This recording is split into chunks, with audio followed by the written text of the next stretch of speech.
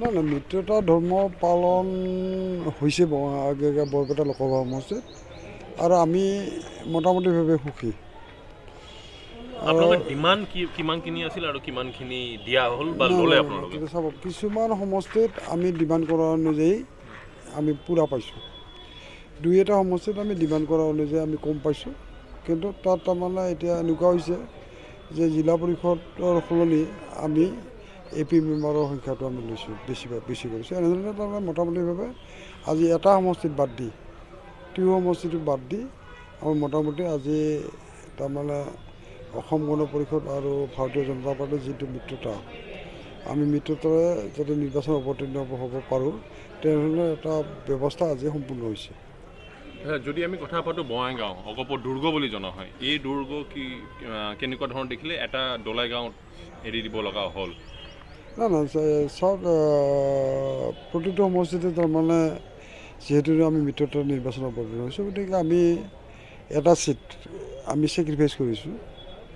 এনেধৰণে তাৰমানে আমি জানো আমাৰ সেই ছিটটোত আমি অসম গণ পৰিষদ দলৰ দখলতে আছে, কিন্তু যিহেতু আমি মিত্ৰতা কৰিছোঁ গতিকে যাতে আমি সকলোৱে সন্তুষ্ট হৈ থাকোঁ তাৰ কাৰণে আমি আচলতে বঙাইগাঁও ছিটটো আমি বঙাইগাঁৱৰ এটা জিলা পৰিষদৰ সমষ্টি আমি আমাৰ মিত্ৰ দলক আমি এৰি দিছোঁ। বিজেপি কিন্তু বিচাৰিছিল 50-50, কিন্তু আপুনি ৰাজি হোৱা নাই, তো কেনেকৈ মান্তি হ'লে বিজেপি নেতাসকলে কি বুজালে? নাই এইটো বস্তুটো অকল অন্যান্য সমষ্টিতো এনেধৰণৰ কথাবিলাক হৈছে। গতিকে ইয়াতে বঙাইগাঁৱত যিহেতু আমি 8-12 এই সমষ্টিত আমি প্ৰতিনিধিত্ব কৰিছোঁ, ইয়াত আমাৰ এতিয়া যোৱা পঞ্চায়ত নিৰ্বাচনত 16খন পঞ্চায়তৰ 14খন পঞ্চায়তত আমি তেতিয়া জিকিছিলোঁ।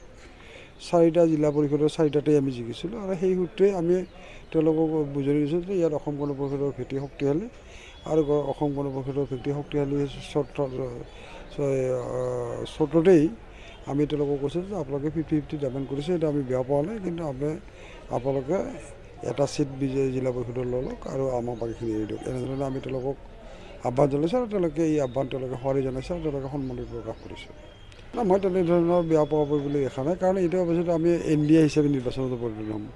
গতিকে আসন কোনে কিমানখন পালে সেইটোত আমি গুৰুত্ব দিয়া নাই, আমি গুৰুত্বটো দিছোঁ যে NDA হিচাপে আমি নিৰ্বাচনত কিমান ভাল ফলাফল দেখুৱাব পাৰোঁ, সেইটোহে আমাৰ মূল লক্ষ্য এই মুহূৰ্তত হৈছে।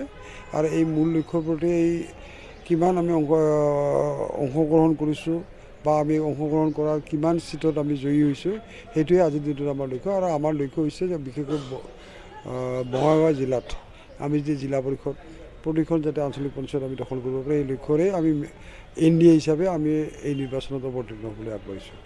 আমি কংগ্ৰেছৰ কি হ'ব এই কথাটোহে প্ৰশ্নটো আমাৰ কাৰণে সাঁথৰ হৈ আছে। কংগ্ৰেছে এতিয়ালৈকে তেওঁলোকে তাৰমানে আমি যিমান দূৰ আমি তাৰমানে গ্ৰাছৰুট লেভেলত আমি দেখিবলৈ পাইছোঁ, তেওঁলোকে তাৰমানে এতিয়াও প্ৰাৰ্থী তেওঁলোকে যিটো বাছনি প্ৰক্ৰিয়া, এই বাছনি প্ৰক্ৰিয়া তেওঁলোকৰ তাৰমানে আৰম্ভ নাই। কিছুমান পঞ্চায়ত আমি দেখিছিলোঁ তেওঁলোকে মেম্বাৰো আনকি তেওঁলোকে পঞ্চায়তৰ মেম্বাৰ বা হেৰি এনেধৰণে তেওঁলোকে দিব যে তেওঁলোকে তেনেধৰণৰ তাৰমানে কোনো ধৰণৰ তৎপৰতা তেওঁলোকৰ নাই। আৰু মই ভাবোঁ যে এইবাৰ তেওঁলোকে তাৰমানে গোটেই অসমতেই এই নিৰ্বাচনটোত তেওঁলোকে তাৰমানে পূৰ্বৰ কংগ্ৰেছ দলে যেনেধৰণে প্ৰতিটো সমষ্টিত প্ৰতিটো পঞ্চায়ততে তেওঁলোকে প্ৰাৰ্থীটো প্ৰদান কৰিছিল, এইবাৰ মই ভাবোঁ তেওঁলোকে তেনেধৰণে প্ৰাৰ্থীটো প্ৰদান কৰিবৰ কাৰণে অক্ষম হ'ব।